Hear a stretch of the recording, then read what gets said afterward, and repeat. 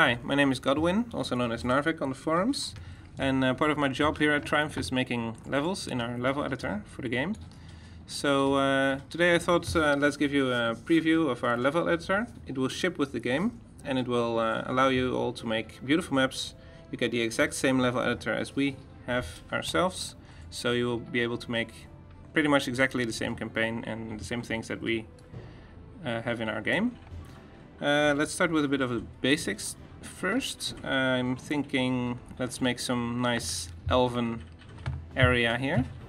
At first we're going to scope the terrain, make it a bit nicer. There's completely empty, of course, when you start a new map. We can paint some mountains here. If you paint more, then the peaks get higher automatically. That's pretty nice. So let's see, some nice mountains here. That's one I don't really like. Let's see. There's one. It looks prettier. And then, if it's large enough, we can maybe add some trees. Elves love to live in the forest, so you should be quite happy with that. Add some trees here. Maybe some different trees in it as well. I'm adding some pine trees near the mountains. That's actually nice. I think it looks nice together. We can make here a bit of a rock fall where the mountains have fallen down. And of course some water is nice. Make a little river coming from behind the mountains and flowing to a nice little lake here. Else we're settling next to the lake because they like fish, or maybe they don't, but they just like the water, I don't know. And if we make sure that the river has this narrow path to a bigger area of water, then you'll see automatically it starts to flow. So that's also pretty nice. So automatic. Then of course our elves will need a place to live in. So let's see, give it a structure, a city. Let's put it right here. Right now it's all random, so every time you start up the map you get a different race, a different size. But we wanted elves, so I'll just put down here high elf race. And as size, I'm thinking maybe something like a city, quite big. There we go, nice elven city. Next to the forests, the mountains, and some water. Alright, let's give some more structures, maybe a watchtower to look over the water, see what's on the other side. And some mana nodes, of course. Elves like mana, since it's next to water, let's make it a water node. Of course some income, always need income, so gold mines would be good for that. I like to place gold mines near mountains because it sort of makes sense in my head. If I can find them. The icons have changed recently. Whoa, this is the new icon for the gold mine. Alright, some gold mines here. And yeah, that looks good already. Maybe add some bit more relief. I don't know what the English word is, but some height differences. Make sure that it's a bit more natural, a bit less like a flat pancake.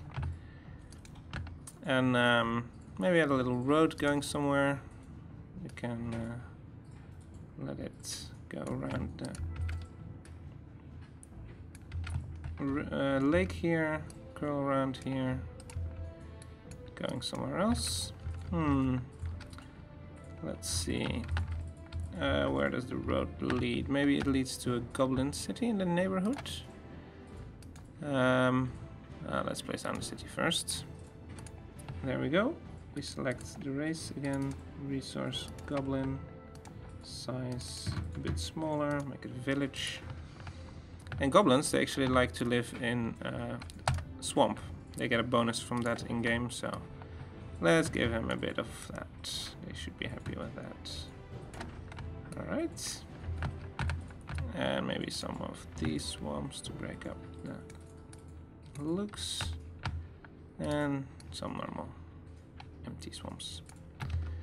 Alright, maybe some willows. That always looks good near swamps, I think. And near water, actually, as well. And then maybe some danger on the road. If we want to go to the goblins, we must encounter a obsidian dragon. They're actually, in-game they wouldn't be visible, since they are concealed in the swamp. So it will be a nice surprise for anybody following this road. And let's say that it's found a stash of gold and that it's guarding that. Or maybe 2 stashes. No, that's a bit too much. Alright. That's pretty nice. Now we need to give the cities a leader, since you'll be playing a leader, and if you make this just for independence, not a whole lot you can do then. So let's place down our leader somewhere in the city. You can already give the city to our leader, of course. Would help. And for the goblins, we'll give it to the other player. There we go, player 2. Place it in the city. And some units to defend themselves. Also, some normal units will spawn by default. If you just leave the city empty like I did now, they will get defended anyway. You will have to switch it off if you don't want that. It's also possible, of course. Actually not doing it the most efficient way. I can also change the player here. Let's do that for the elves. Give them a bit of a starting army. Longbowman in the trees. And a griffin rider near the water. Turn them around that way. And a few unicorn riders. There we go. Now we might be ready to see what this can do. Oh, maybe actually I will show you something else. We have a lot of different climbs, and it's really easy to change the theme of the land. Just take a big brush size, just choose convert to theme, and there you go. Everything is Arctic, or everything is volcanic, and all the looks will automatically be updated. So let's not ruin the nice elves and just keep them in temperate, but let's make blighted swamps for the goblins there. There we go.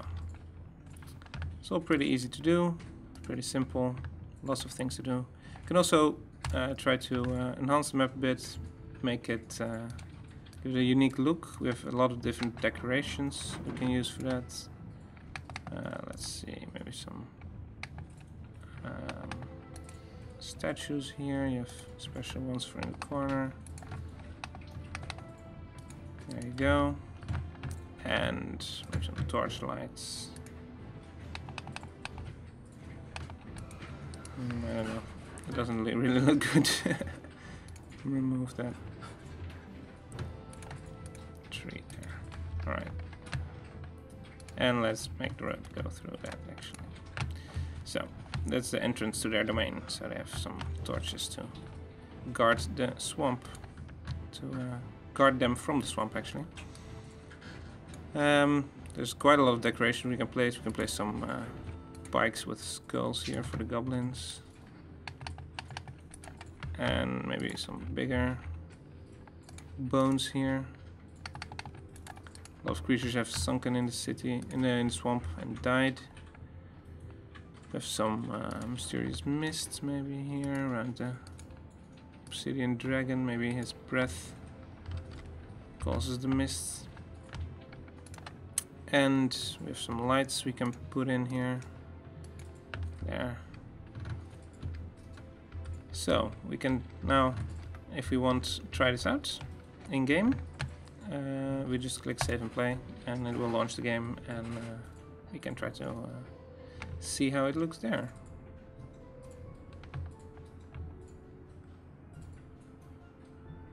It's loading a bit, and then we should be able to start. Our elven city is here. Some extra troops. And we have a road towards the enemy. So we can try it out. Oh, there's the obsidian dragon. Indeed concealed. Alright, we've shown you a bit of the basic map editing to make a level itself, and now we can show you a bit more advanced stuff. We have here the settings, the map settings. These are a lot of settings that you can set.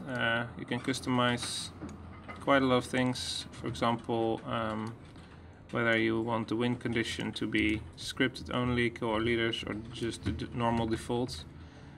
Whether you want to have the max hero levels, etc. You can all lock these as well if you really want to prevent people from choosing otherwise. Players, you can set the diplomacy between the players. You can change the peace, fixed war, alliance, fixed alliance, or neutral, or haven't met yet, basically. This means that they haven't encountered each other yet. You can do the same for cities, independent cities, towards every player. So quite a lot of settings there. And of course you can also script the map. You have, for example, markers. You can add a stack area trigger, place it down, and you have here some settings that it triggers on everyone if you leave this empty, or just the players whose alias you fill in if you do that.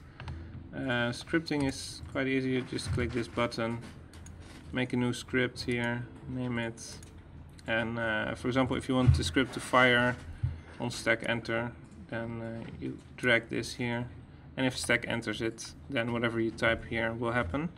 The language that we script in is Lua, so you can probably find easy tutorials for that online if you don't already know it. So it's a pretty nice language to work with so far.